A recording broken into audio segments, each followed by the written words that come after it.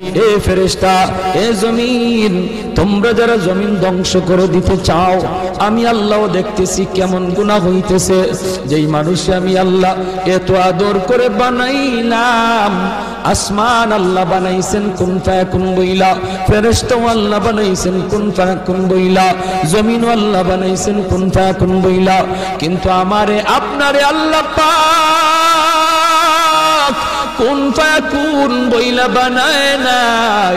আমাকে আপনাকে যখন আল্লাহ বানাইছে, খালাকতু বিয়াদাইয়া, আল্লাহ বলে আমি আমার নিজের হাত দিয়া বান্দা বান্দিরে বানাইছি।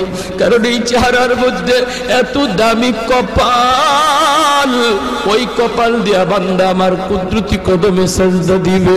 এই কপালটার এত দাম, এই কপাল কুন ফায়াকুন বললে হয় না, এই কপাল ফেরেশতাদের হাতে বানাইলেও হয় না, আমি আল্লাহ নিজের হাতে বানাইছি।